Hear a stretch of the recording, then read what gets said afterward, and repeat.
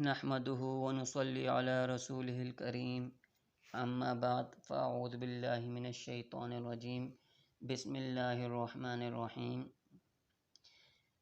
عید الاضحیٰ کے دن قریب آ رہے ہیں اور ہر مسلمان کی خواہش ہوتی ہے کہ میں قربانی کروں، اور کوئی کر سکتا ہے کوئی نہیں کر سکتا، لیکن خواہش ہر بندے کی ہوتی ہے۔ اب اس میں یہ کوشش کی جائے کہ اگر قربانی کر رہے ہیں اس میں نمائش نہ ہو، اس میں اخلاص ہو، کیونکہ قربانی ایک عظیم الشان عبادت ہے۔ اور اس کی اہمیت کیا ہے کہ یہ حضرت آدم علیہ السلام سے شروع ہوئی اور آج تک چلی آ رہی ہیں، آج تک یہ چلی آ رہی، اور ہر مذہب کے اندر اس پر عمل کیا جاتا ہے۔ جیسے قرآن مجید میں ارشاد ہے وَلِكُلِّ أُمَّةٍ جَعَلْنَا مَنْسَكًا لِيَذْكُرُوا اسْمَ اللَّهِ عَلَىٰ مَا رَزَقَهُم مِّن بَهِيمَةِ الْأَنْعَامِ، کہ ہم نے ہر امت کے لیے قربانی مقرر کی تاکہ وہ چوپایوں کے مخصوص جانوروں پر اللہ کا نام لے اور قربانی کرے۔ قربانی کا عمل اگرچہ ہر امت میں جاری رہا ہے، لیکن اسے حضرت ابراہیم علیہ السلام کے زمانے کے ساتھ مخصوص کیوں کیا گیا ہے؟ یعنی حضرت ابراہیم علیہ السلام کے زمانے میں اسے خصوصی اہمیت اختیار کرنے کی وجہ کیا ہے؟ اس کی سب سے بڑی وجہ یہ ہے کہ حضرت ابراہیم علیہ السلام نے محض اللہ کی رضا کے لیے اپنے بیٹے حضرت اسماعیل علیہ السلام کو قربانی کے لیے پیش کیا تھا، اور اس کی یاد میں ہر مسلمان قربانیاں کرتے ہیں، اور اسی وجہ سے اسے سنت ابراہیمی کہا جاتا ہے۔ اور اس سے ایک سبق یہ بھی ملتا ہے کہ انسان اپنے رب کی اطاعت میں، عبادت میں ہر چیز کی قربانی کے لیے تیار ہو جائے، چاہے وہ پیسوں کی قربانی ہو، چاہے وہ مال کی قربانی ہو، چاہے وہ محبت کی قربانی ہو، چاہے وہ زندگی کی قربانی ہو، کہ اللہ کی محبت کے لیے ہر چیز کو قربان کر دیں اور اپنے دل کے اندر اللہ کی محبت پیدا کر دیں۔ اور جب قربانی کی جاتی ہے تو اس میں دیگر تمام عبادات کا بھی خیال رکھنا چاہیے۔ یعنی اس سے مقصد یہ ہے کہ جو دوسری عبادات ہیں اس میں بھی اللہ کی رضا شامل ہو۔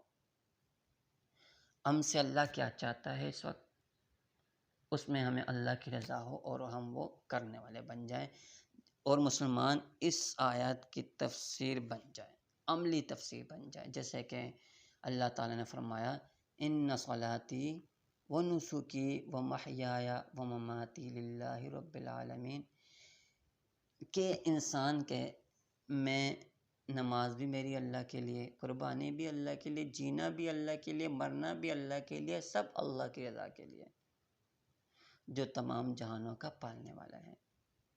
قربانی کی اہمیت اس بات سے بھی واضح ہے کہ نبی اکرم صلی اللہ علیہ وسلم جب 10 سال مدینہ میں رہے تو آپ نے 10 سال اس کے اوپر مداومت اختیار فرمائی۔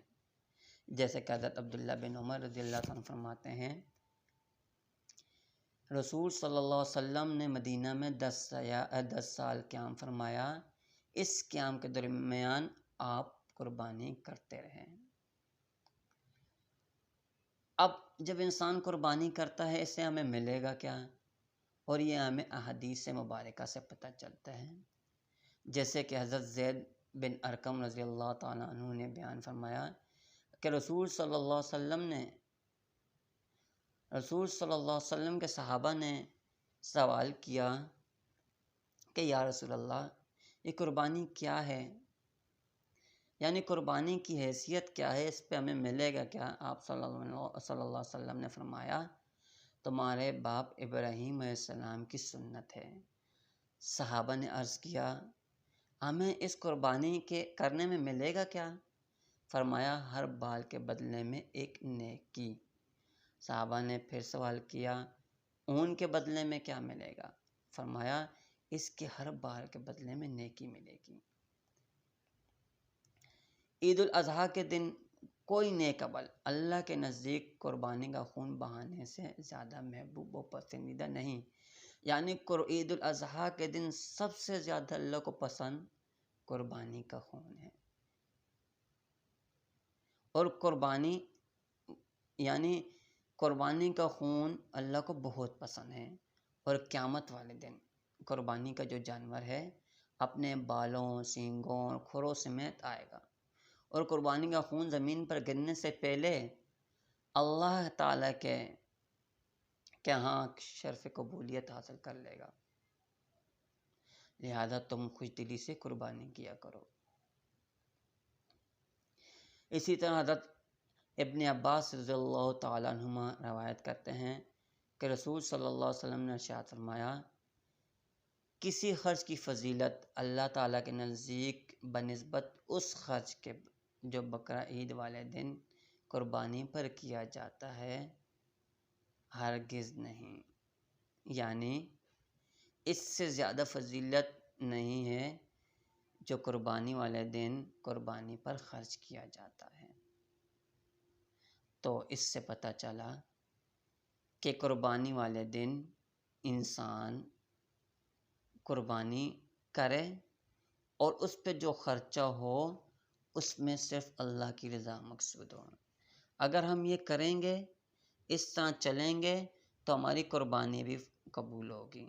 اگر صرف ہم نمائش کے لیے کریں گے، دنیا کو دکھانے کے لیے کریں گے کہ ہمارا قربانی کا جانور اتنا بہترین ہے، ہم نے اتنا مہنگا لایا ہے، جیسے انسان کے اندر ایک تکبر پیدا ہو جاتا ہے، تو پھر کوئی فائدہ نہیں، پیسہ بھی ضائع، جو اللہ کے راستے میں خون بہایا وہ بھی ضائع، کیونکہ دوسرے کی اس میں آ گئی نا، عبادت شامل ہو گئی۔ تو اس لیے ہمیں چاہیے کہ ہم صرف اللہ کی رضا کے لیے قربانی کریں۔ اللہ تعالی ہمیں اس پر عمل کرنے کی توفیق عطا فرمائے۔ آمین۔